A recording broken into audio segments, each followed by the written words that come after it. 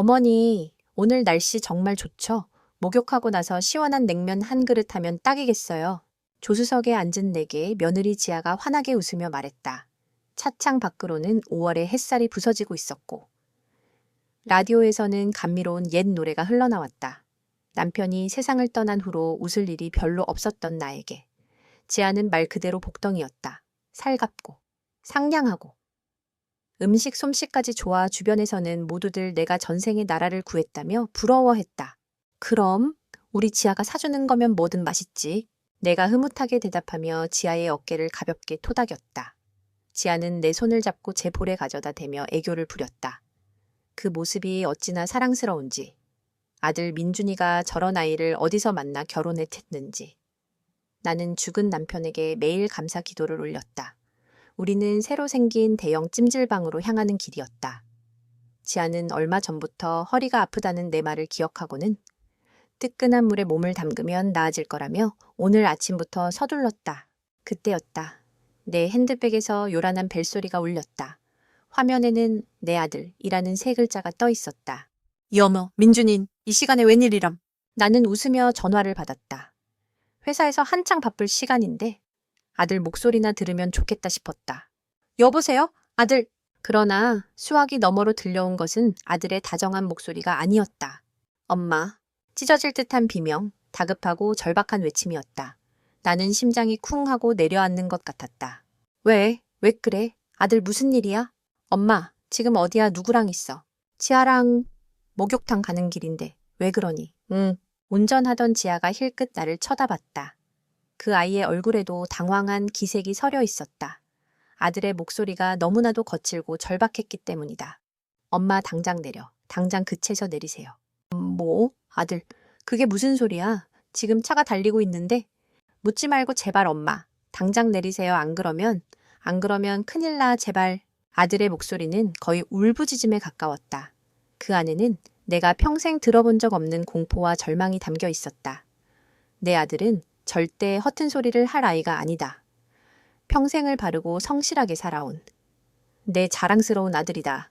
그런 아들이 저렇게까지 외치고 있다면. 그건 정말이다. 이유를 묻고 따질 시간이 없다. 나는 순간적으로 옆을 돌아봤다. 지아는 핸들을 쥔 채 굳은 얼굴로 앞을 보고 있었다. 그 평온해 보이던 얼굴이 왜인지 모르게 섬뜩하게 느껴졌다. 오? 어머니? 민준 씨가 왜 저럴까요? 일단 차를 지아의 말이 끝나기도 전에 나는 결심했다. 내 아들의 목소리. 그 목소리가 내 모든 이성을 마비시켰다. 나는 안전벨트를 풀고 문 손잡이를 잡았다. 어머니 안 돼요. 지아의 비명이 귓가를 스쳤지만 나는 이미 차문을 활짝 열어젖혔다. 그리고 달리는 차에서 내 몸을 그대로 밖으로 내던졌다. 세상이 한 바퀴, 두 바퀴, 빙글빙글 돌았다. 거친 아스팔트 바닥에 어깨와 등이 부딪히는 끔찍한 충격. 머리를 어딘가에 세게 부딪혔는지 눈앞에서 불꽃이 튀었다. 끼익. 타이어가 아스팔트를 긁는 날카로운 마찰음이 고막을 찢을 듯이 울렸다. 지아가 급정거를 한 모양이었다. 나는 아스팔트 위를 몇 바퀴 굴렀다. 온몸의 뼈마디가 비명을 지르는 것 같았다. 고통에 신음하며 눈을 뜨자 잿빛 하늘이 흐릿하게 보였다. 머리가 깨질 듯이 아팠다. 어머니 괜찮으세요? 어머니. 지아의 목소리가 들렸다. 흐릿한 시야 속으로 지아의 얼굴이 다가왔다. 평소에 그 상냥하고 걱정스러운 얼굴. 하지만 지금 내 눈에는 그 얼굴이 마치 악마의 가면처럼 보였다. 왜? 어째서 아들은 왜 나에게 뛰어내리라고 했을까? 나는 이 아이를 얼마나 예뻐했던가. 민준이와 결혼한 지 2년. 짧은 시간이었지만 지아는 나에게 친딸 이상의 존재였다. 매일 아침 저녁으로 안부 전화를 하고 주말마다 찾아와 집안일을 돕고 내 아픈 허리를 주물러주던 아이. 남편을 잃은 나의 적적한 노년에 지아는 한 줄기 빛과 같았다. 내 모든 것을 다 내어주어도 아깝지 않다고 생각했다. 내 전 재산을 물려주어도 좋다고. 아들 몰래 생각하기도 했다. 그런데 어째서 내 머릿속은 온통 의문과 고통으로 뒤엉켜 있었다. 지아는 내 옆에 엎드려 울먹이며 119에 신고를 하고 있었다. 그 모습은 누가 봐도 충격과 공포에 빠진 착한 며느리의 모습이었다. 내가 잘못 들은 걸까? 아들이 뭔가 오해한 걸까? 아니면 내가 지금 끔찍한 악몽을 꾸고 있는 걸까? 그때 저 멀리서 익숙한 차 한 대가 미친 듯이 달려오는 것이 보였다. 내 아들 민준이의 차였다. 차는 도로 한가운데에 아무렇게나 멈춰 섰고 민준이가 뛰쳐나왔다. 아들의 얼굴은 하얗게 질려 있었다. 핏기 하나 없는 얼굴로 내게 달려온 아들은 나를 부축하려는 지아를 거칠게 밀쳐냈다. 내가 감히 우리 엄마를 아들의 눈에서 불꽃이 튀었다. 그 눈빛은 사랑하는 아내를 향한 눈빛이 아니었다. 원수를. 불구대천의 원수를 바라보는 증오와 경멸이 가득했다. 지아는 바닥에 주저앉아 충격받은 얼굴로 민준이를 올려다봤다. 여보, 이게 무슨... 닥쳐. 민준이는 소리치며 내 상태를 살폈다. 엄마, 괜찮아? 엄마, 제발 정신 좀 차려봐. 아들의 눈에서 눈물이 뚝뚝 떨어져 내 얼굴 위로 떨어졌다. 나는 아들의 옷자락을 붙잡고 겨우 입을 열었다. 민준아, 도대체 무슨 일이니? 병원부터 가야 해. 민준이는 나를 조심스럽게 안아 일으켰다. 그리고 지아를 향해 다시 한번 얼음장같이 차가운 목소리로 말했다. 네오, 경찰서에서 보게 될 줄 알아? 그 말을 남기고 아들은 나를 자신의 채 태워 병원으로 향했다. 나는 차 뒷좌석에 누워 고통 속에서 의식이 가물가물해지는 와중에도 길 한가운데에 망견자실한 표정으로 서 있던 지아의 모습을, 그리고 내 아들의 얼굴에 서려 있던 그 지독한 공포와 분노를 잊을 수가 없었다. 평화롭던 내 노년의 삶에 대체 무슨 일이 일어나고 있는 것일까? 차가운 소독약 냄새가 코를 찔렀다. 응급실의 소란스러움 속에서 나는 낯선 천장을 멍하니 바라보고 있었다. 오른쪽 어깨와 다리에서 느껴지는 욱신거리는 통증보다 더 아픈 것은 바로 심장이었다. 심장이 갈기갈기 찢어지는 것 같았다. 어머니, 의사 선생님이 다행히 뼈에는 이상이 없으시답니다. 타박상이랑 염좌가 좀 심해서 며칠 입원해서 경과를 지켜봐야 한대요. 민준이가 내 손을 꼭 잡으며 말했다. 아들의 손은 차갑게 떨리고 있었다. 나는 천천히 고개를 돌려 아들을 보았다. 내 하나뿐인 아들, 항상 바르고 정직하고 내게는 한없이 다정했던 아들. 그런 아들의 얼굴이 지금은 낯설었다. 창백한 얼굴에는 슬픔과 분노, 그리고 지독한 죄책감이 뒤섞여 있었다. 민준아, 내 목소리가 모기 소리처럼 작게 새어나왔다. 이제 말해줄 수 있겠니? 도대체 무슨 일이 있었는지. 민준이는 입술을 꽉 깨물었다. 아들은 자리에서 일어나 병실 문 쪽으로 가더니 문이 제대로 닫혔는지 확인하고 나서야 다시 내 곁으로 돌아왔다. 그 조심스러운 행동 하나가 내 심장을 더욱 불안하게 만들었다. 엄마, 먼저 약속해 주세요. 무슨 말을 들어도 너무 충격받지 않겠다고. 쓰러지시면 안 돼요. 나는 말없이 고개를 끄덕였다. 아들은 주머니에서 핸드폰을 꺼내 무언가를 조작하기 시작했다. 그 짧은 순간이 영원처럼 길게 느껴졌다. 오늘 회사에서 전화를 한 통 받았어요. 민준이가 힘겹게 입을 열었다. 모르는 번호였어요. 받을까 말까 망설이다 받았는데 어떤 남자가 자기가 누군지 밝히지도 않고 제 아내, 그러니까 김지에 대해 아냐고 묻더군요. 김지아. 그 이름이 아들의 입에서 나오자 나는 온몸에 소름이 돋았다. 아들은 그 이름을 마치 더러운 것을 뱉어내듯 말했다. 전 당연히 장난 전화인 줄 알고 끊으려 했어요. 그런데 그 남자가 엄마 얘기를 하더군요. 오늘 엄마가 며느리랑 목욕탕에 갈 거라는 걸 정확히 알고 있었어요. 민준이는 잠시 말을 멈추고 내 표정을 살폈다. 나는 숨을 죽인 채 다음 말을 기다렸다. 그 남자가 말했어요. 당신 어머니, 오늘 죽을 뻔한 걸 내가 살려주는 겁니다. 지금 당장 어머니께 전화해서 그 여자 옆에서 떼어놓으세요. 그 여자는 당신 아내가 아니라 악마입니다. 라고요? 나는 내 귀를 의심했다. 악마라니. 천사 같은 우리 지아를 두고 악마라니. 하지만 아들의 표정은 농담을 하는 것이 아니었다. 저는 믿지 않았어요. 누가 제 아내를 모함하는 거라고. 미친놈이라고 소리쳤어요. 그러자 그 남자가 이걸 보내줬어요. 민준이가 자신의 핸드폰 화면을 내 눈앞에 내밀었다. 화면 속에는 낯선 여자의 증명사진이 담긴 주민등록증이 있었다.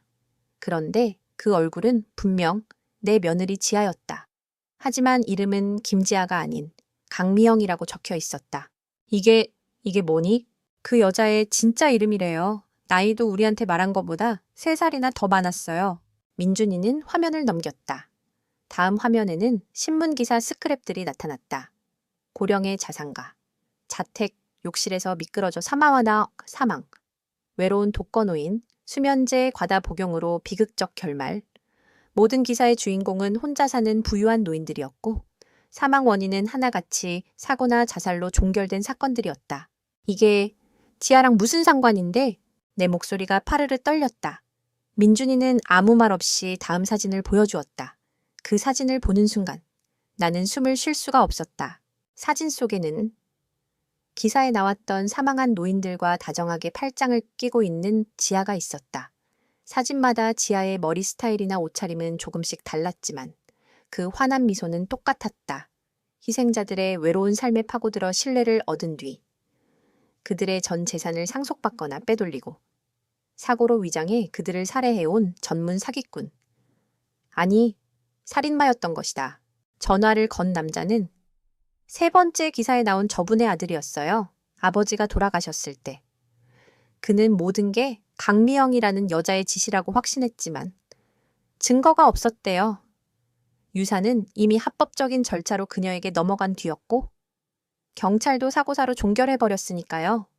그래서 그 남자는 모든 걸 포기하고 살다가 우연히 제 결혼 사진을 보게 된 거예요. 아버지를 죽인 그 여자가 김지아라는 이름으로 버젓이 제 옆에 서 있는 걸 보고 그때부터 계속 우리를 지켜보고 있었던 거래요. 민준이의 목소리는 점점 더 절망으로 가득 찼다. 그 여자가 엄마한테 접근한 것도 처음부터 계획된 거였어요. 제 배경, 우리 집 재산, 모든 걸 다 알아보고 의도적으로 접근한 거였어요. 그리고 오늘 그 목욕탕에서 일을 벌이려 했던 거고요. 무슨 일을 새로 생긴 곳이라 사람도 별로 없고 CCTV도 사각지대가 많다는 걸 미리 다 파악해 놨대요. 뜨거운 탕 안에서 나이 많은 노인이 현기증으로 쓰러져 익사하는 건 너무나 자연스러운 사고사니까요. 누구도 의심하지 않았을 거래요. 쿵. 내 세상이 무너져 내리는 소리였다. 머릿속이 새하얘졌다. 어지러웠다. 그 상냥한 미소, 따뜻한 손길, 정성껏 차려주던 밥상, 그 모든 것이 나를 죽이기 위한 연기였다니. 내 재산을 빼앗기 위해, 내 목숨을 앗아가기 위해 지난 2년간 한순간도 빠짐없이 나를 속여왔다니. 나는 내 허리를 주물러주던 그 부드러운 손길을 떠올렸다. 그 손으로 나를 뜨거운 물속에 처박아 죽이려고 했다는 말인가. 어머니, 이거 드시고 기운 차리세요. 라며 건네주던 그 정성스러운 음식들에 독이라도 타지 않은 것은 아는 게 다행일까. 소름이 끼쳤다. 핏기가 가시면서 손발이 얼음장처럼 차가워졌다. 엄마, 죄송해요. 제가 저런 여자를 집안에 들여서 엄마를. 민준이는 더 이상 말을 잇지 못하고 내 침대맡에 엎드려 오열하기 시작했다. 아이처럼 서럽게 울었다. 나는 그런 아들의 머리를 쓰다듬어 줄 기력조차 없었다. 내 눈에서도 눈물이 하염없이 흘러내렸다. 배신감. 그 단어로는 이 감정을 다 표현할 수 없었다.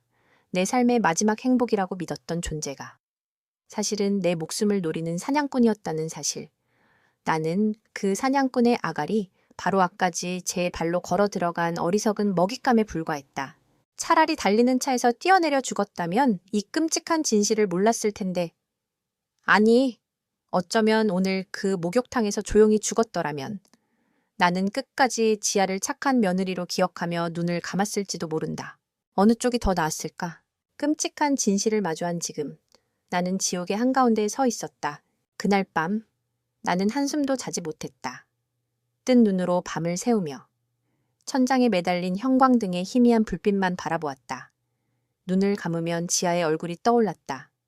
환하게 웃는 얼굴, 걱정스럽게 나를 바라보던 얼굴, 내 손을 잡고 애교를 부리던 얼굴. 그리고 그 모든 얼굴 위로 악마의 그림자가 겹쳐졌다. 눈물이 베개를 적셨다. 처음에는 슬픔의 눈물이었다. 내가 딸처럼 아꼈던 아이에 대한 배신감, 내 아들의 가슴에 대못을 박았다는 원통함, 산산조각 나버린 나의 노년의 행복에 대한 서러움이었다. 내 인생이 통째로 부정당하는 기분이었다. 하지만 시간이 흘러 창밖이 희미하게 밝아오기 시작할 무렵 내 눈물은 다른 종류의 것으로 변해 있었다. 그것은 차갑고 날카롭고 비수처럼 번뜩이는 분노의 결정체였다. 흐르던 눈물이 멎고 나는 이를 악물었다. 온몸에 피가 거꾸로 솟는 것 같았다. 감히 내 아들에게, 내 가정에, 그리고 내게. 나는 평생을 남에게 싫은 소리 한 번 못하고 굳은 일은 내가 먼저 나서서 하던 사람이었다. 남편이 일찍 세상을 떠나고 홀로 아들을 키우면서도 나는 억척스럽다는 소리 대신 선하고 부드럽다는 말을 더 많이 들었다. 하지만 그들은 몰랐다. 제 새끼를 지켜야 하는 어미는 세상 그 무엇보다 강하고 독해질 수 있다는 것을. 민준이는 내 하나뿐인 피부티이자 삶의 전부였다. 그 아이를 위해 나는 못할 것이 없었다. 그런데 저 악마 같은 계집이 내 아들의 인생을 망치고 우리 가족을 파멸시키려 했다. 용서할 수 없었다. 절대로 이대로 병실에 누워 울고만 있을 수는 없다. 경찰에 신고하자는 아들의 말도 섣부른 판단이다. 그 남자가 보내준 증거들은 아직 정황 증거에 불과하다. 뱀처럼 교활한 지아는 분명 유능한 변호사를 사서 빠져나갈 것이다. 되려 우리를 무고죄로 역고소할지도 모른다. 아니, 그보다 더 무서운 것은 쥐도 궁지에 몰리면 고양이를 문다고 지아가 무슨 짓을 저지를지 모른다는 것이었다. 나는 생각하고 또 생각했다. 늙고 병든 몸뚱이지만 내게는 수십 년의 세월이 선물한 지혜가 있었다. 그래, 저 아이는 젊고 영악하지만 인생의 쓴맛 단맛을 다 겪은 나이든 어미의 지혜를 얕봐서는 안 될 것이다. 아침 일찍 민준이가 헬쑥한 얼굴로 병실에 들어섰다. 엄마, 밤새 괜찮으셨어요? 제가 경찰에 연락... 아니다. 나는 아들의 말을 단호하게 잘랐다. 내 목소리는 나도 놀랄 만큼 차갑고 안정되어 있었다. 경찰에 신고하는 건 아직이야. 네. 하지만 엄마, 그 여자를 그냥 둘 수는 없잖아요. 당장 잡아 넣어야죠. 민준이가 흥분해서 소리쳤다. 나는 그런 아들을 조용히 바라보며 말했다. 민준아, 흥분하지 말고 앉아봐.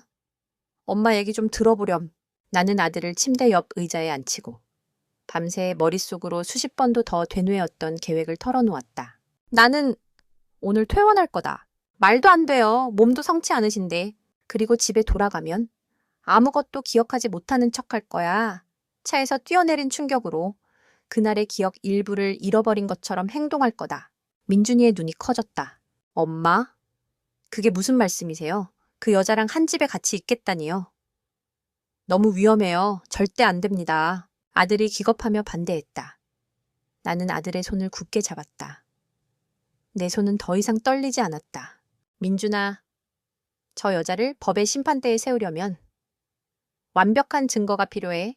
우리 손으로 직접 그 증거를 잡아야 한단 말이다. 지아는 지금쯤 자기가 탄로 났을까봐 불안에 떨고 있을 거야. 그런데 내가 기억상실인 척 예전처럼 자기를 대하면 어떻게 될까? 나는 아들의 눈을 똑바로 보며 말했다. 안심하겠지. 그리고 멈췄던 계획을 다시 시작할 거야. 자기 발로 덫에 걸어 들어오게 만드는 거다. 내 재산을 노리고 무슨 짓을 하는지 그 모든 과정을 똑똑히 기록하고 증거로 남겨서 다시는 세상 밖으로 나오지 못하게 만들고 말 거야. 하지만 너무 위험해요. 엄마 혼자 어떻게... 아들의 목소리가 불안에 떨렸다. 나는 그런 아들을 보며 희미하게 웃었다. 누가 혼자래. 내 똑똑한 아들이 엄마 뒤에 있는데 너는 밖에서, 나는 안에서 그 아이의 숨통을 조이는 거다. 할 수 있겠니? 내 단호한 눈빛에 민준이는 입을 다물었다. 아들은 한참 동안 고뇌에 잠겨 있다가 마침내 결심한 듯 고개를 끄덕였다. 그 눈에는 아직 두려움이 남아 있었지만 그보다 더 큰 복수심과 결의가 불타고 있었다. 네, 엄마, 할게요. 엄마 말씀대로 할게요. 대신 무슨 일이 생기면, 아주 작은 일이라도 이상한 게 낌새가 보이면 바로 저한테 연락하셔야 해요. 약속하세요. 그래, 약속하마. 나는 아들과 굳게 약속했다. 슬픔에 잠겨있던 어미와 아들은 이제 복수를 계획하는 동지가 되었다. 눈물은 말랐고 그 자리에는 차가운 결의만이 남았다. 그날 오후 나는 민준이의 부축을 받으며 퇴원 수속을 밟았다. 병원 로비에서 초조하게 우리를 기다리고 있던 지아가 달려왔다. 어머니 몸은 좀 괜찮으세요? 정말 죄송해요. 다 제 불찰이에요. 지아는 금방이라도 울음을 터뜨릴 것 같은 얼굴로 내 손을 잡았다. 나는 잠시 그 손을 내려다보았다. 나를 죽음으로 밀어 넣으려 했던 바로 그 손, 속에서 천불이 났지만 나는 아무것도 모른다는 듯 어리둥절한 표정을 지었다. 아가? 네가 왜 죄송하니? 근데 내가 왜 병원에 있는 개냐? 머리가 자꾸 울려서 잘 기억이 안 나? 내 말에 지아의 눈이 순간적으로 번뜩이는 것을 나는 놓치지 않았다. 그것은 안도와 교활함이 뒤섞인 찰나의 빛이었다. 전쟁은 이제부터 시작이었다. 집으로 돌아오는 내내 지아는 내 옆에 바싹 붙어 앉아 쉴 새 없이 내 안부를 물었다. 그 목소리는 꿀처럼 달콤했고 그 표정은 성모 마리아처럼 인자했다. 하지만 이제 나는 안다. 그 가면 뒤에 숨겨진 뱀의 혓바닥과 독사의 이빨을 현관문을 열고 집 안으로 들어서는 순간 익숙한 공간이 낯설게 느껴졌다. 이 집은 남편과 함께 평생을 일궈온 우리의 보금자리였고 지아가 들어온 후로는 따뜻한 온기가 더해졌다고 생각했다. 그러나 이제 이 집은 전쟁터가 되었다. 보이지 않는 칼과 방패가 부딪히는 치열한 심리전의 무대. 어머니, 힘드시죠? 어서 방에 들어가서 누우세요. 지아는 내 팔을 부축하며 안방으로 이끌었다. 민준이는 회사에 급한 일이 생겼다는 핑계로 지아에게 나를 맡기고 일부러 자리를 피했다. 이제 이 집에는 나와 저 악마, 단둘만이 남았다. 겉으로는 서로를 위하는 고부지간의 모습이었지만 실상은 사냥감을 앞에 둔 포식자와 죽은 척하는 먹잇감의 대치였다. 나는 침대에 눕자마자 깊은 잠에 빠진 척했다. 하지만 내 모든 신경은 곤두서서 지아의 작은 움직임 하나하나를 쫓고 있었다. 지아는 내가 잠든 것을 확인하고는 조용히 방을 나갔다. 나는 살며시 눈을 떴다. 심장이 미친 듯이 뛰었다. 두려웠다. 하지만 두려움보다 더 큰 것은 내 아들을 지켜야 한다는 어미의 본능이었다. 본격적인 연기는 다음날 아침부터 시작되었다. 지아는 정성스럽게 아침상을 차려 내 방으로 가져왔다. 어머니, 일어나셨어요. 입맛 없으셔도 죽이라도 좀 드세요. 나는 일부러 멍한 눈으로 지아를 한참 동안 바라보았다. 그러고는 마치 처음 보는 사람처럼 물었다. 아가, 참 곱구나. 네 집딸인데 이리 마음씨도 고우냐. 순간 지아의 얼굴에 당혹감이 스쳐 지나갔다. 그 표정은 아주 잠깐이었지만 나는 똑똑히 보았다. 지아는 곧바로 슬픈 표정을 지으며 내 손을 잡았다. 어머니! 저예요. 지아요. 어머니 며느리잖아요. 며느리. 아, 그래. 우리 민준이 아내. 나는 머리를 감싸주며 고통스러운 척했다. 미안하구나. 내가 그날 이후로 기억이 오락가락해서. 아니에요. 어머니, 괜찮아요. 괜찮아지실 거예요. 지아는 안심시키듯 내 등을 토닥여 주었지만 나는 그 눈 속에서 안도감과 함께 계산적인 빛이 번뜩이는 것을 느꼈다. 내 기억 상실이 진짜라고 믿기 시작한 것이다. 그날 이후 지아는 본격적으로 나를 떠보기 시작했다. 그녀는 교묘하게 과거의 일들을 대화에 섞어 넣었다. 어머니, 작년에 우리 같이 갔던 단풍놀이 기억나세요? 그때 어머니가 싸주신 도시락이 정말 맛있었는데 나는 잠시 생각에 잠긴 척하다가 고개를 저었다. 단풍놀이 우리가 그랬었나? 네. 어머니, 민준 씨랑 셋이서요. 정말 즐거웠잖아요. 지아는 집요하게 물었지만 나는 끝까지 아무것도 기억나지 않는다는 표정으로 일관했다. 그러자 지아는 화제를 바꾸어 슬쩍 본심을 드러내기 시작했다. 어머니, 이번에 사고 나신 거 보험 처리하려면 서류가 좀 필요할 것 같아요. 제가 대신 알아봐 드릴까요? 어머니 도장이 어디 있는지 알려주시면 이것이 바로 내가 기다리던 순간이었다. 나는 천진한 얼굴로 말했다. 도장 글쎄다. 내가 어디에 뒀더라? 아, 맞다. 지난주에 내 친구 박 여사한테 맡겨놨다. 그 친구가 요즘 부동산 투자를 하는데 내 이름으로 좋은 땅이 나왔다고 해서 도장을 빌려줬지. 며칠만 쓰라고. 내 말에 지아의 얼굴이 미세하게 굳어졌다. 친구에게. 그것도 부동산 투자 문제로 개인 인감을 통째로 맡겨버리는 어리석은 노인네. 지아는 나를 그렇게 생각했을 것이다. 속으로는 혀를 찾겠지만 겉으로는 걱정스러운 표정을 지었다. 어머니, 그렇게 중요한 걸 함부로 남한테 맡기시면 어떡해요. 요즘 세상이 얼마나 험한데. 괜찮아. 괜찮아. 수십 년 된 친군데 설마 나를 속이겠니?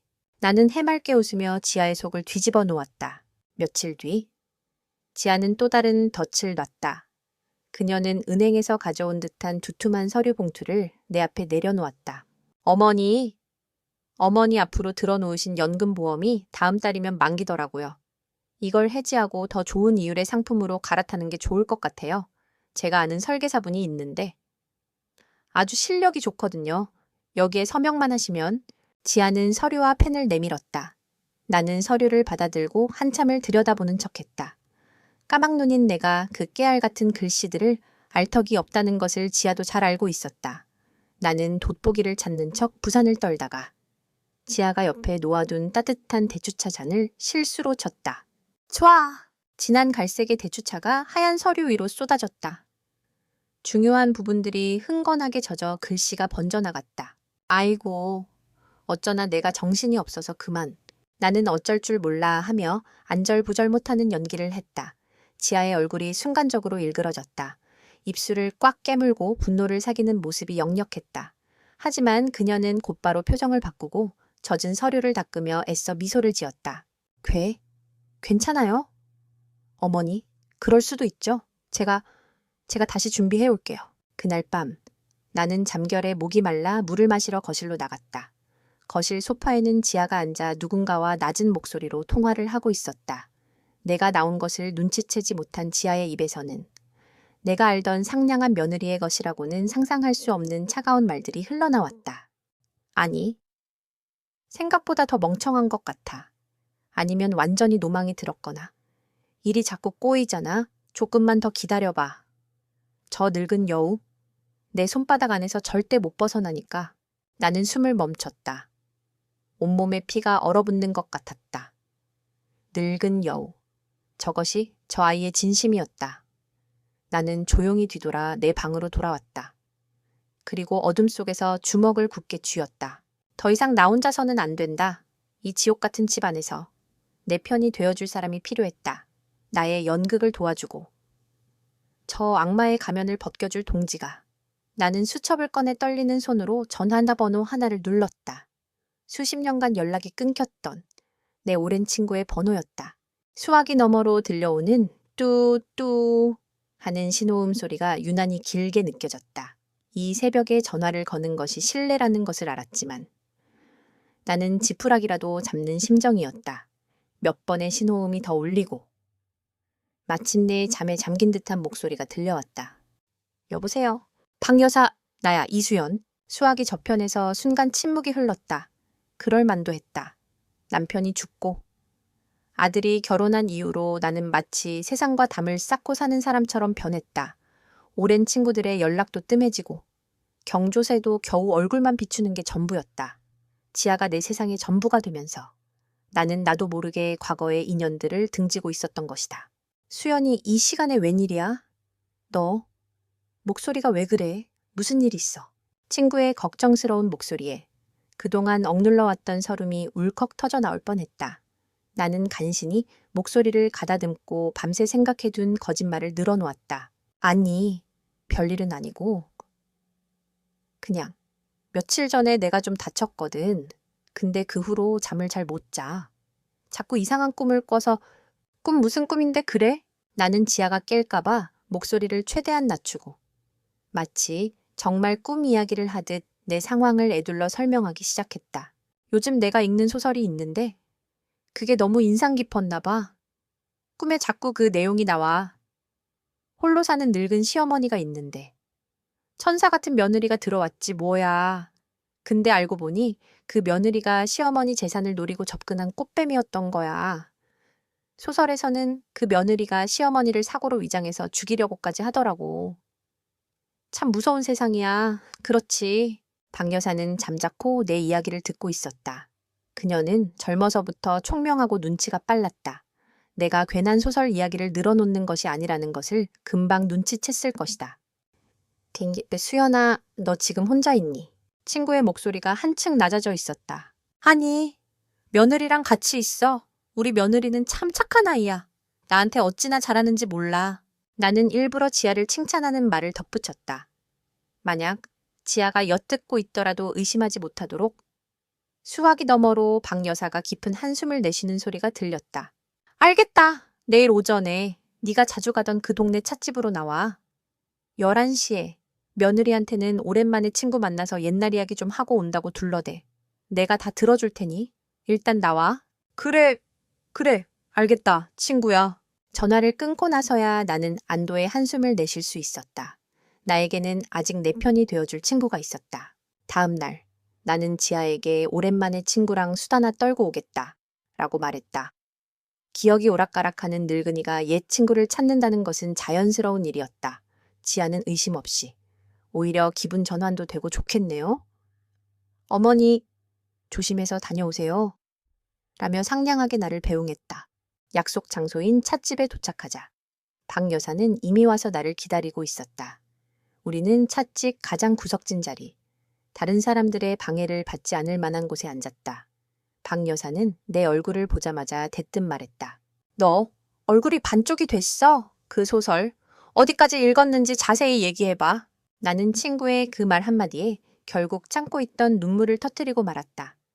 그리고 민준이의 전화, 달리는 차에서 뛰어내린 일, 아들이 알아낸 지아의 과거, 그리고 지금 집안에서 벌어지고 있는 살얼음판 같은 연극까지 모든 것을 털어놓았다. 내 이야기를 듣는 내내 박 여사는 아무 말 없이 내 손만 꼭 잡아주었다. 그녀의 얼굴은 분노로 점점 굳어졌다. 미친년, 사람의 탈을 쓰고 어떻게 그런 짓을? 그래서 앞으로 어쩔 셈이야? 계속 그렇게 위험한 연극을 계속할 셈이냐고. 어쩔 수 없어. 그 아이를 내 손으로 잡아 넣으려면 완벽한 증거가 필요해. 놈의 꼬리를 잡으려면 내가 미끼가 되는 수밖에. 혼자서는 안 돼. 넌 너무 착해서 그 악마 같은 년을 당해낼 수 없어. 박 여사는 단호하게 말했다. 그리고는 잠시 생각에 잠기더니 결심한 듯 입을 열었다. 김 반장님을 찾아가자. 김 반장님이라면 그래. 우리 동창 김성호 경찰서 강력계 반장까지 하고 정년퇴직한 양반 있잖아. 지금은 퇴직하고 탐정사무소 비슷한 걸 하고 있다더군. 이런 사건은 그 양반이 전문가야. 법적으로 어떻게 증거를 모으고 어떻게 접근해야 하는지 우리보다 훨씬 잘 알 거야. 김성호, 까맣게 잊고 있던 이름이었다. 학창시절 늘 듬직하고 정의감 넘치던 친구. 그 친구라면 정말로 우리에게 큰 도움이 될지도 모른다. 그날 오후 우리는 박 여사의 차를 타고 김성호의 사무실로 향했다. 베테랑 탐정사무소라는 낡은 간판이 붙은 작은 사무실이었다. 안으로 들어서자 세월의 흔적이 엿보이는 얼굴의 김성호가 우리를 맞았다. 그는 나를 보더니 깜짝 놀랐다. 이게 누구야? 이수연 아니야? 이게 몇십 년 만이냐? 오랜만에 해우도 잠시 우리는 곧바로 본론으로 들어갔다. 박 여사가 먼저 입을 열었고 내가 뒤를 이어 자초지종을 설명했다. 이야기를 듣는 동안 김성호의 얼굴은 전직 형사의 날카로운 눈빛으로 변해 있었다. 그는 내 이야기가 끝나자 긴 침묵 끝에 입을 열었다. 이건 단순 사기 사건이 아닙니다. 연쇄살인일 가능성이 아주 높아요. 아주 질이 나쁘고 영악한 놈입니다. 아주머니, 정말 위험한 싸움을 시작하신 겁니다. 그의 말에 등골이 서늘해졌다. 하지만 이미 시작한 걸 멈출 수는 없네. 내 아들을 위해서라도. 김성호는 내 눈을 한참 동안 들여다보더니 굳은 결의를 읽었는지 고개를 끄덕였다. 알겠습니다. 제가 돕겠습니다. 이건 그냥 친구를 돕는 게 아니라 또 다른 피해자가 나오는 걸 막기 위한 일이기도 하니까요. 그 순간 나는 천군만마를 얻은 기분이었다. 이제 나 혼자가 아니었다. 내 곁에는 기꺼이 위험을 감수해줄 오랜 친구들이 있었다. 김성호는 내게 앞으로 어떻게 행동해야 할지, 무엇을 조심해야 할지 구체적인 지침을 내려주었다. 그리고 보이지 않는 곳에서 지아의 뒷조사를 돕겠다고 약속했다. 찻집에서, 그리고 탐정사무소에서 보낸 몇 시간. 그것은 내게 단순한 만남 이상의 의미였다. 그것은 방역의 서막을 알리는 신호탄이었다. 나는 더 이상 홀로 떨고 있는 피해자가 아니었다. 나는 내 가정을 지키기 위하여, 그리고 저 악마를 심판하기 위해 싸우는 전사가 되기로 결심했다. 그리고 내 곁에는 든든한 동지들이 함께 있었다. 내가 집안에서 아슬아슬한 연극을 이어가는 동안 집 밖에서는 또 다른 전쟁이 시작되고 있었다. 민준이는 회사에 장기 출장을 간다는 핑계를 대고 며칠간 집을 비웠다. 물론 지아에게는 그렇게 말한 것이고 실제로는 그 의문의 남자 강민이라는 사람과 함께 지아의 과거를 파헤치기 위해 떠난 것이었다. 그 며칠 동안 나는 홀로 집에서 지아와 마주해야 했다. 하루하루가 살얼음판을 걷는 기분이었지만 김 반장님과 박 여사가 매일 안부 전화를 걸어주었고 민준이도 틈틈이 회사 동료인 척 암호 같은 문자를 보내왔기에 견딜 수 있었다. 훗날 모든 것이 끝나고 나서야 나는 아들로부터 그 며칠간의 행적을 자세히 전해 들을 수 있었다. 아들은 지옥의 문턱을 헤매고 온 사람처럼 초췌했지만 그 눈빛만큼은 강철처럼 단단해져 있었다. 아들이 들려준 이야기는 내가 상상했던 것보다 훨씬 더 끔찍하고 잔혹했다. 민준이가 처음 강민이라는 남자를 만난 곳은 한강변의 한적한 주차장이었다고 한다. 약속 장소에 나간 민준이는 자신과 비슷한 또래에 그러나 세상의 모든 풍파를 다 겪은 듯 지치고 슬픈 눈을 한 남자를 마주했다. 그가 바로 강민이었다. 박민준 씨 되십니까? 강민의 첫 마디는 무미건조했다. 그는 민준이를 위아래로 훑어보며 경계심을 풀지 않았다. 당신 아버님, 앉아서 얘기하시죠? 두 남자는 차 안에 마주 앉았다.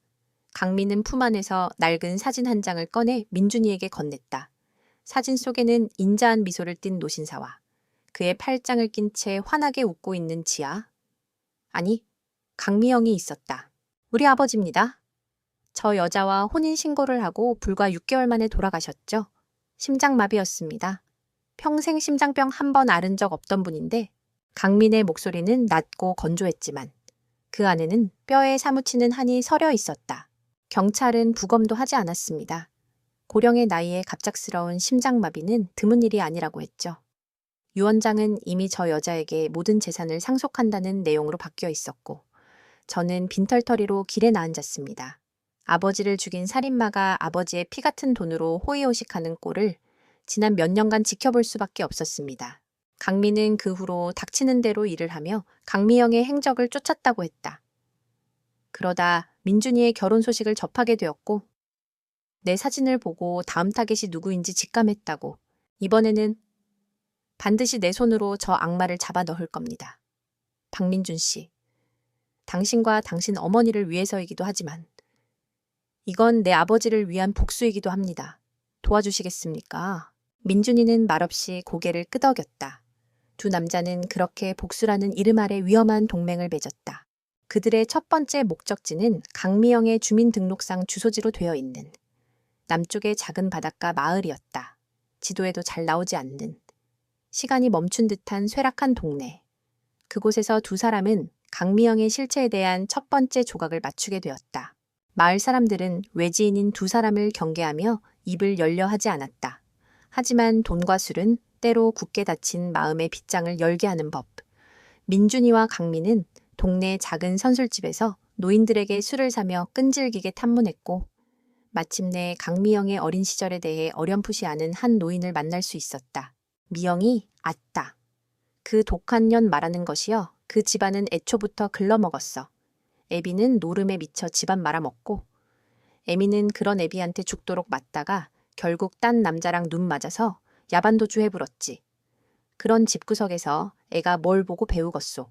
노인의 말에 따르면 강미영은 어릴 때부터 보통 아이가 아니었다고 했다. 예쁘장한 얼굴로 동네 남자애들을 홀려 돈을 뜯어내는가 하면 마음에 안 드는 아이가 있으면 뒤에서 교묘하게 괴롭혀 따돌림을 당하게 만드는 아주 영악하고 잔인한 아이였다는 것이다. 그녀는 고등학교를 졸업하자마자 돈 많은 남자를 만나겠다며 서울로 떠났고 그 뒤로 마을에 나타난 적이 한 번도 없다고 했다. 그녀의 과거는 온통 거짓과 허상으로 뒤덮여 있었던 것이다.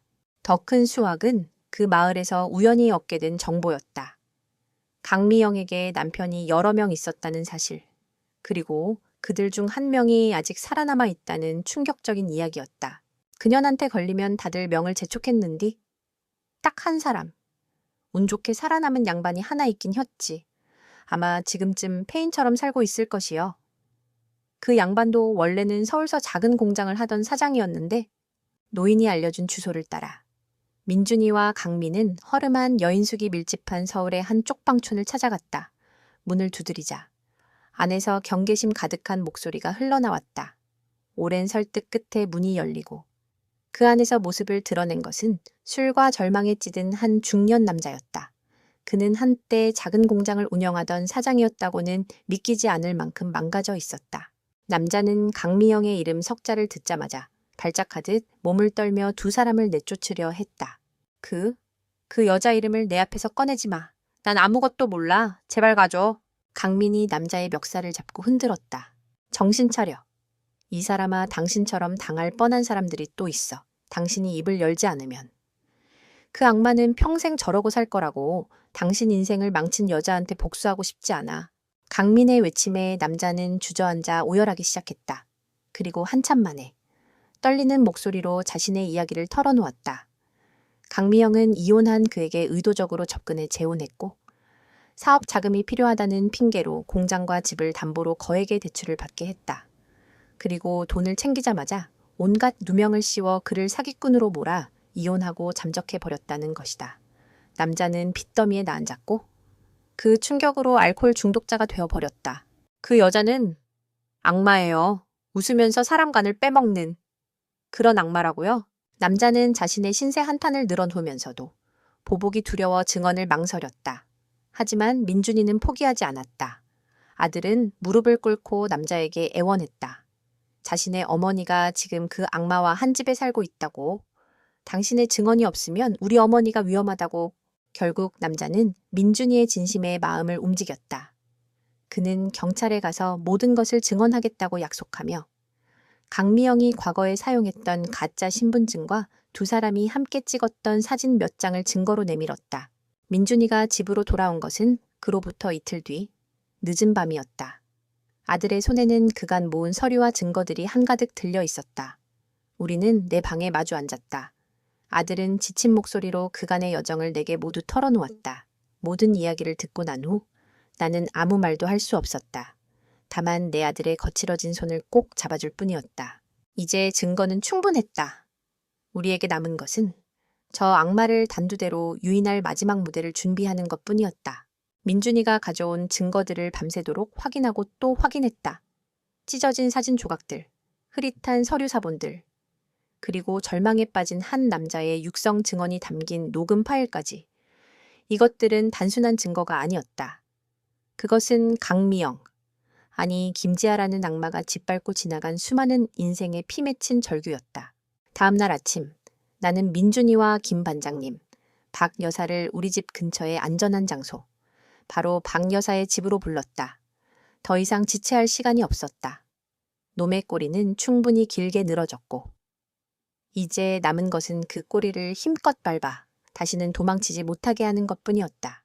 이제 때가 된 것 같습니다. 김 반장님이 비장한 표정으로 말했다. 증거는 충분히 모였습니다. 하지만 저런 교활한 자를 완벽하게 묶어두려면 결정적인 한 방이 필요합니다. 바로 현행범으로 체포하는 겁니다. 아주머니의 재산을 편취하려는 바로 그 순간을 덮치는 거죠. 그럼 이제 미끼를 던져야겠군요. 내가 나지막이 말했다. 모두의 시선이 내게로 쏠렸다. 나는 떨리지 않았다. 오히려 이상할 정도로 차분했다. 제가 가진 모든 것을 미끼로 던질 겁니다. 이 집, 땅, 그리고 남편이 남긴 유산 전부를요. 엄마! 민준이가 기겁하며 나를 말렸다. 하지만 나는 아들의 눈을 보며 고개를 저었다. 민준아, 진짜 사냥꾼은 가장 큰 먹이를 잡기 위해 가장 아끼는 것을 미끼로 쓴다고 했다.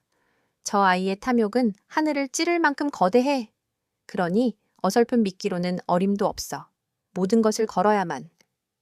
저 아이도 모든 것을 걸고 달려들게 될 거야. 내 결심이 확고하다는 것을 안 모두는 더 이상 반대하지 않았다. 우리는 함께 마지막 계획을 세우기 시작했다. 그것은 내 인생을 건 가장 위험하고도 치밀한 연극의 마지막 장이 될 터였다. 그날 오후 나는 집으로 돌아와 온종일 시름시름 알아놓은 척했다.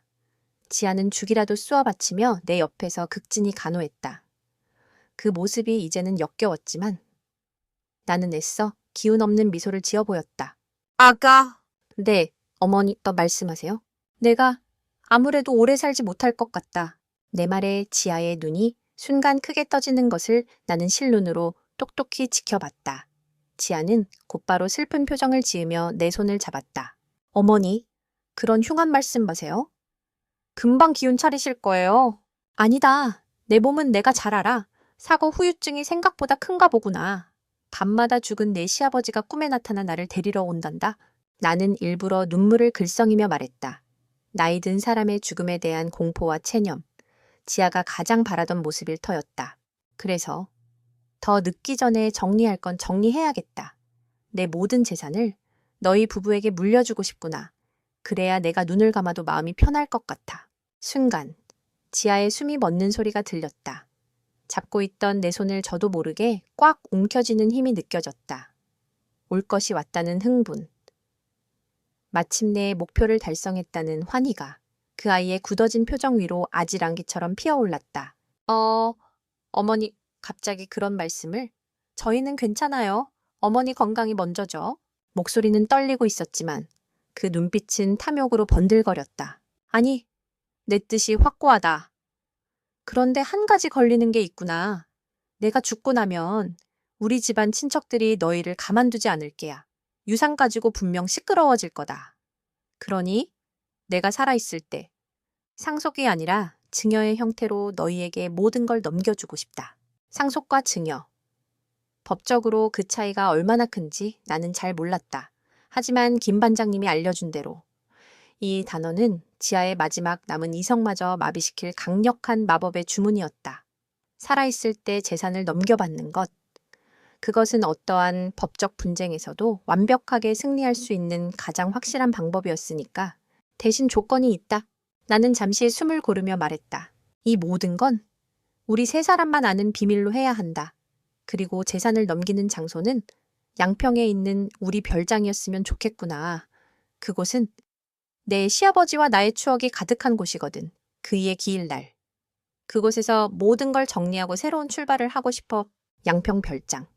서울에서 한참 떨어진 인적이 드문 강가의 별장이었다. 외부의 방해 없이 일을 처리하기에 완벽한 장소. 그리고 죽은 남편의 기일이라는 감성적인 핑계까지. 모든 것이 지하의 구미에 딱 들어맞는 조건이었다. 내가 제 발로 호랑이 굴로 걸어 들어가겠다고 말하는 것과 다름없었다. 아니나 다를까? 지아는 더 이상 사양하지 않았다. 그녀는 눈물을 흘리며 내 손등에 입을 맞추었다. 어머니, 정말 감사해요. 저희가 앞으로 더 잘할게요. 어머니 뜻대로 할게요. 뭐든지요. 그렇게 약속의 날은 잡혔다. 남편의 기일인 일주일 뒤, 남은 일주일 동안 우리는 은밀하고 신속하게 움직였다. 김 반장님은 수사기관에 아는 인맥을 총동원해 그날의 협조를 약속받았다. 별장에는 민준이와 강민이 미리 잠입해 곳곳에 초소형 녹음기와 카메라를 설치했다. 모든 것은 지아가 눈치채지 못하도록 가구의 일부처럼 혹은 오래된 장식품처럼 위장되었다. 박 여사는 그날 별장 근처에서 대기하며 만일의 사태에 대비하기로 했다. 그리고 나는 내 인생 최후의 연기를 위해 대본을 외우고 또 외웠다. 모든 상황에 대비한 수십 가지의 시나리오를 머릿속에 그렸다. 약속한 날이 하루 앞으로 다가왔다. 나는 밤늦게까지 잠 못 이루고 거실에 앉아 있었다. 그때 지아가 조용히 내게 다가와 어깨에 담요를 덮어주었다. 어머니, 안 주무시고 뭐 하세요? 내일 힘드실 텐데. 그 다정한 목소리를 들으며 나는 생각했다. 저 가면 뒤에 악마는 과연 내일 어떤 표정을 짓게 될까? 그냥 옛날 생각이 나서 나는 창밖에 짙은 어둠을 바라보며 말했다. 그 어둠의 끝에 과연 여명이 밝아올 수 있을까? 모든 준비는 끝났다. 이제 거대한 덫은 완성되었고 굶주린 사냥감은 아무것도 모른 채 제 발로 걸어 들어올 것이다. 다음 날 아침, 하늘은 거짓말처럼 맑았다. 마치 우리의 비극적인 연극을 위한 완벽한 무대를 마련해 준 것처럼 지아는 평소보다 더 화사하게 치장하고 나타났다. 그녀의 얼굴에는 감출 수 없는 흥분과 기대감이 서려 있었지만 애써 침착함을 가장하며 내게 아침 인사를 건넸다. 어머니, 좋은 아침이에요. 컨디션은 좀 어떠세요? 그래, 괜찮다. 어서 준비하고 떠나자꾸나. 우리가 양평별장으로 향하는 차 안의 공기는 이상하리만치 고요했다. 민준이는 굳은 얼굴로 운전대만 잡고 있었고 나는 창밖 풍경을 바라보며 눈을 감고 있었다. 오직 지아만이 간간히 밝은 목소리로 분위기를 띄우려 애썼지만 그 목소리는 팽팽한 침묵 속에서 공허하게 맴돌다 사라질 뿐이었다. 나는 그녀의 진짜 속마음이 들리는 듯했다. 빨리, 제발 좀 더 빨리. 1시간 반쯤 달렸을까. 차는 굽이진 시골길을 지나 마침내 강가가 한눈에 내려다 보이는 언덕 위에 자리한 별장 앞에 멈춰섰다. 이곳은 남편이 살아있을 때 주말마다 함께 와서 가꾸던 우리의 추억이 담긴 공간이었다. 그러나 오늘 이곳은 추억의 장소가 아닌 심판의 장소가 될 것이다. 별장 안은 오랫동안 사람의 손길이 닿지 않은 듯 서늘한 공기가 감돌았다. 지아는 익숙하게 별장 문을 열고 안으로 들어섰다. 그녀는 이곳에 민준이와 몇 번 와본 적이 있었다. 아마 그때부터 이 별장 또한 자신의 소유가 될 것이라 꿈꾸고 있었을 것이다. 제가 얼른 공기부터 환기하고 차를 준비할게요. 어머니랑 아버님 추억이 담긴 곳이라 그런지 마음이 참 좋네요. 지아는 콧노래까지 흥얼거리며 부엌으로 향했다. 나는 민준이와 눈빛을 교환했다. 아들의 눈은 불안감으로 흔들리고 있었다. 나는 아들의 손을 살며시 잡았다 놓으며 괜찮다는 신호를 보냈다. 이 연극의 주인공은 바로 나다. 내가 무너지면 모든 것이 끝장이다. 나는 거실 소파에 자리를 잡고 앉았다. 벽난로 위에는 남편과 내가 젊은 시절에 찍은 흑백 사진이 걸려 있었다. 나는 그 사진을 보며 일부러 깊은 한숨을 내쉬었다. 잠시 후 지아가 찻잔 2개가 담긴 쟁반을 들고 나왔다. 하나는 내 앞에, 하나는 민준이 앞에 놓았다. 찻잔에서는 마음을 안정시키는 은은한 대추 향이 피어올랐다. 어머니, 따뜻한 대추차 한 잔 드세요. 긴장 푸시는데 좋을 거예요. 나는 찻잔을 들어 향기만 맡고는 내려놓았다. 김 반장님은 지아가 만약을 대비해 차에 수면제나 안정제 같은 약을 탈 수도 있다고 경고했었다. 마시지 않을 자연스러운 핑계가 필요했다. 고맙다, 아가. 그런데 지금은 차보다 내 시아버지 생각이 더 간절하구나. 저기 서재에 가면 우리 옛날 앨범들이 있는데 그것 좀 가져다 주겠니? 마지막으로 그의 얼굴을 보면서. 마음을 정리하고 싶구나. 내 말에 지아의 얼굴에 순간 짜증이 스쳐 지나갔다. 늙은이의 감상적인 행동이 귀찮다는 기색이 역력했다. 하지만 그녀는 금세 표정을 바꾸고 상냥하게 대답했다. 네, 어머니. 그럼요. 잠시만 기다리세요. 지아는 서재로 가서 먼지가 뽀얗게 쌓인 앨범 여러 권을 들고 나왔다. 나는 앨범을 한 장 한 장 넘기며 사진에 얽힌 사연들을 일부러 느릿느릿하게 이야기하기 시작했다. 우리의 신혼여행 사진, 민준이가 태어났을 때의 사진, 첫돌잔치 사진, 이야기는 끝도 없이 이어졌다. 시간은 속절없이 흘러갔다. 창밖의 해는 이미 서쪽으로 기울어 별장 안으로 길고 붉은 그림자를 들이우고 있었다. 지아는 더 이상 자신의 초조함을 감추지 못했다. 그녀는 자꾸만 손목시계를 쳐다보았고 다리를 떨었다. 민준이는 그런 지아의 눈치를 보며 안절부절 못하는 연기를 했다. 모든 것이 우리가 계획한 시나리오대로 흘러가고 있었다. 어머니, 이제 그만 앨범은 덮으시고 중요한 일부터 먼저 하시는 게 어떨까요? 곧 날도 어두워질 텐데. 마침내 지아가 참지 못하고 입을 열었다. 나는 못 이기는 척 앨범을 덮었다. 그래. 내 말이 맞다. 늙은이가 너무 주책을 부렸구나. 그럼 서류를 가져오너라. 지아의 얼굴이 환하게 밝아졌다. 그녀는 기다렸다는 듯 가방에서 미리 준비해온 서류 뭉치와 인주를 꺼내 유리 탁자 위에 펼쳐놓았다. 변호사를 통해 완벽하게 준비한 내 모든 재산의 소유권을 김지아 앞으로 이전한다는 내용의 증여 계약서였다. 여기에 도장만 찍으시면 돼요. 어머니, 지아의 목소리가 미세하게 떨리고 있었다. 평생을 꿈꿔왔던 순간이 바로 눈앞에 펼쳐졌으니 오죽할까. 나는 품 안에서 인감도장을 꺼내 들었다.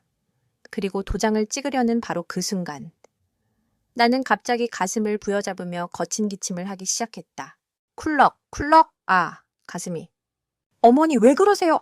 지아와 민준이가 동시에 내게 달려들었다. 나는 숨을 헐떡이며 말했다. 아무래도 지병인 심장이 또 도진 모양이다. 약을 가져와야 하는데.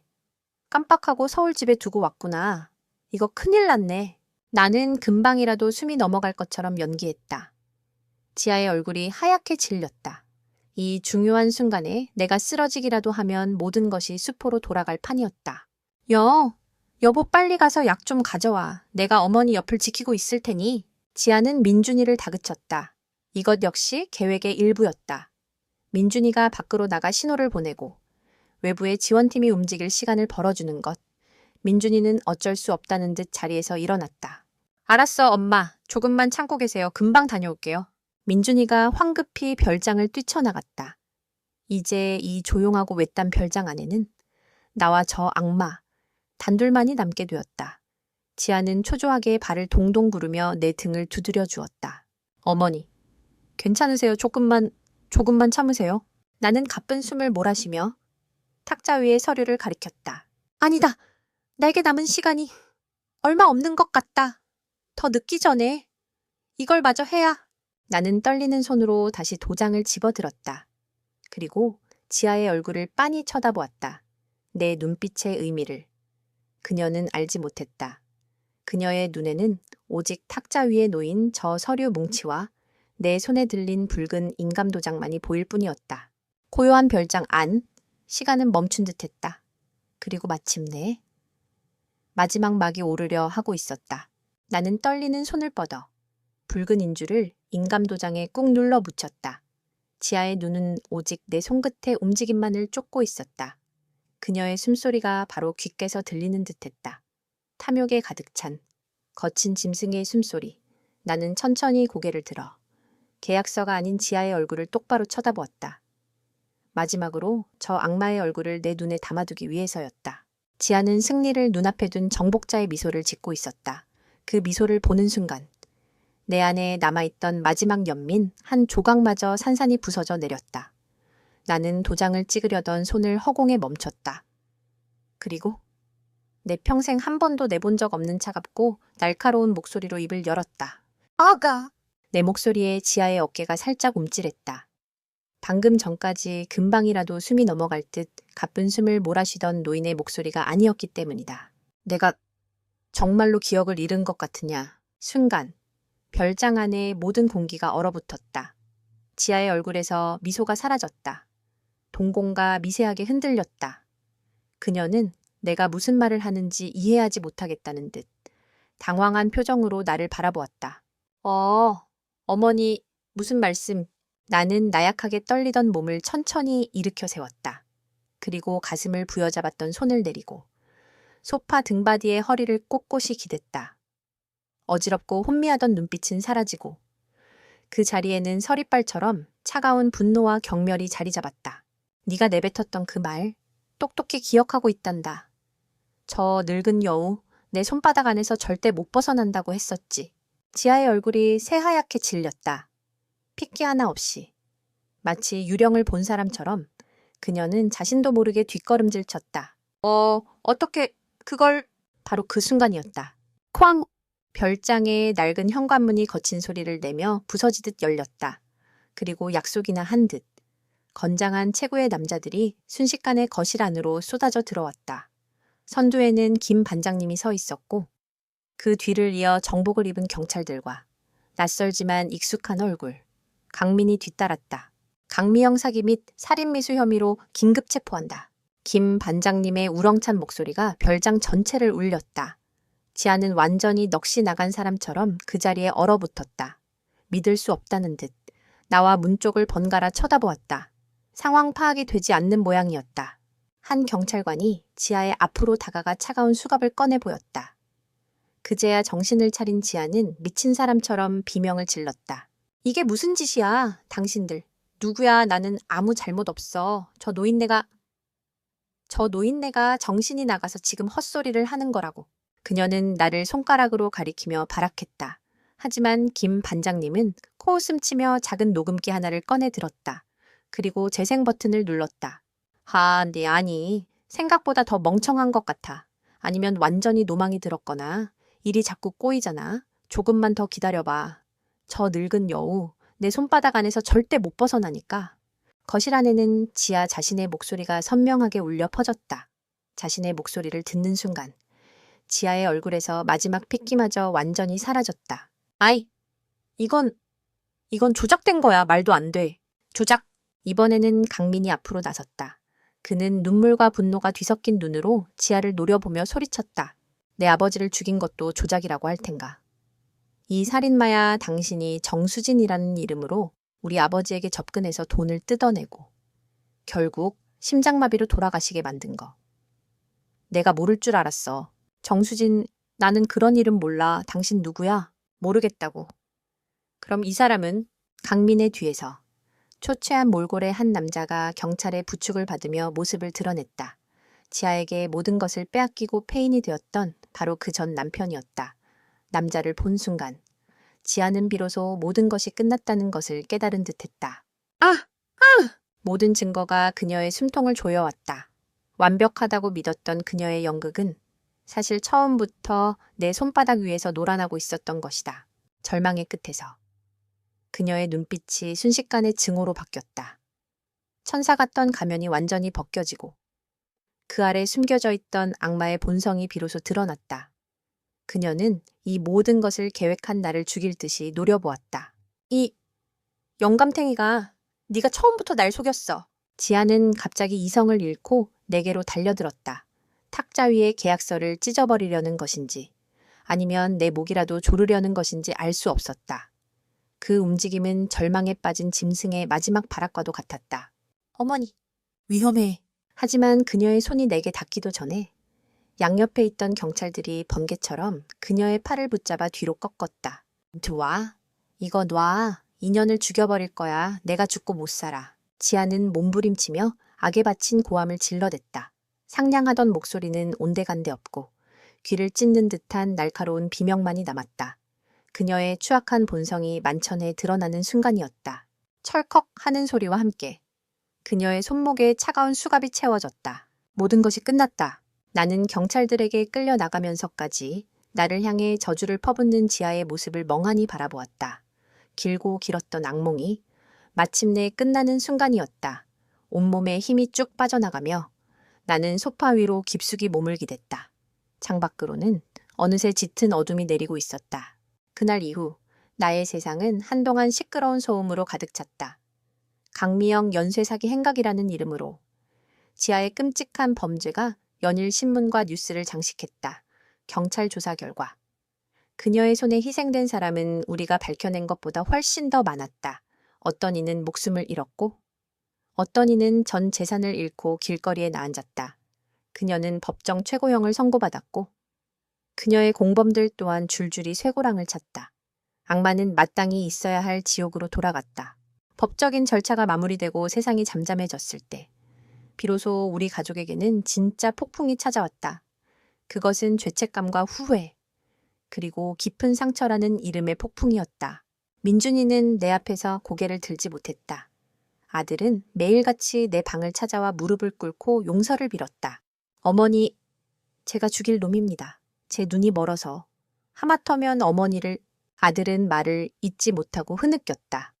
나는 그런 아들의 어깨를 말없이 감싸 안았다. 어찌 이 모든 것이 아들의 잘못이겠는가? 사랑에 눈이 머는 것은 젊음의 특권이자 실수인 것을, 그리고 나 또한 그 아이의 연기에 감쪽같이 속아 넘어가지 않았던가.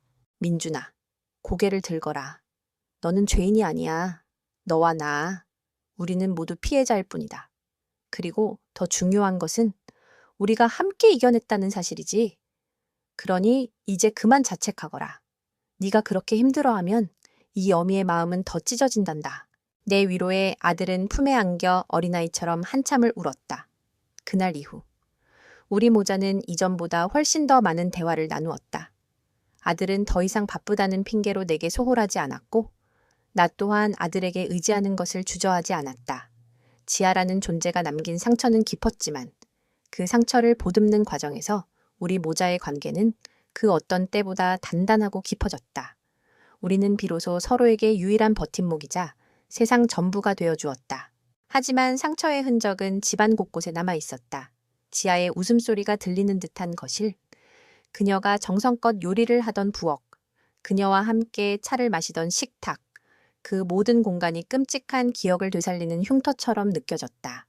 나는 이 집에서 더 이상 편안함을 느낄 수 없었다. 어느 날, 나는 민준이를 불러 중대한 결심을 이야기했다. 아들, 우리 이 집을 팔고 이사를 가야겠다. 네, 어머니. 이 집은 아버님과 함께한 추억이 가득한 곳이잖아요. 그렇지.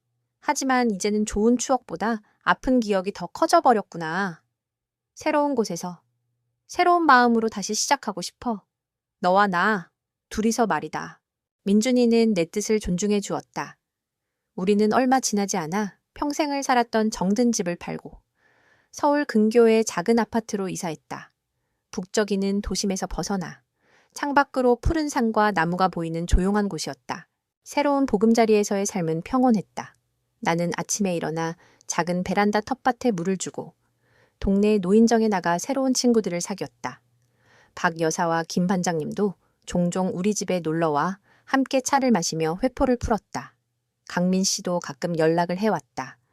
그는 아버지의 원수를 갚은 뒤 작은 가게를 열어 새로운 인생을 살고 있다고 했다.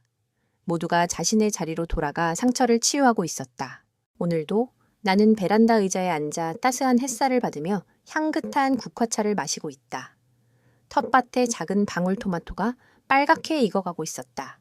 그 작은 생명을 보고 있자니 문득 행복한 노후란 무엇일까 하는 생각이 들었다. 나는 한때 천사 같은 며느리를 얻어 세상에서 가장 행복한 노년을 보내고 있다고 믿었다. 하지만 그것은 거짓된 행복. 모래 위에 지은 성이었다. 진짜 행복은 폭풍우가 없는 잔잔한 바다에 있는 것이 아니었다. 거친 풍랑을 내 힘으로 헤쳐나온 뒤에 맞이하는 고요한 아침. 상처 입은 몸을 이끌고 마침내 무태발을 디뎠을 때 느끼는 안도감. 그것이 진짜 행복에 더 가까운 것이 아닐까. 나는 모든 것을 잃을 뻔했다. 하지만 그 과정에서 나는 나 자신도 몰랐던 내 안의 강인함을 발견했고 아들과의 굳건한 사랑을 확인했으며 잊고 지냈던 오랜 친구들의 소중함을 되찾았다. 잃은 것보다 얻은 것이 더 많았던 혹독하지만 가치 있는 시간이었다. 한바탕 폭풍이 휩쓸고 지나간 나의 노년. 이제 남은 내 삶은 예전처럼 화려하지는 않을 것이다. 하지만 나는 안다. 작은 것들에 감사하고 곁에 있는 사람들을 소중히 여기며 매일 아침 떠오르는 해를 볼 수 있다는 사실만으로도 내 삶은 충분히 의미 있고 행복하다는 것을. 나는 찻잔을 내려놓고 빨갛게 익은 방울토마토 하나를 땄다. 햇살을 가득 머금은 그 작은 열매에서 달고 싱그러운 삶의 향기가 났다. 나의 진짜 노년은 이제부터 시작이었다.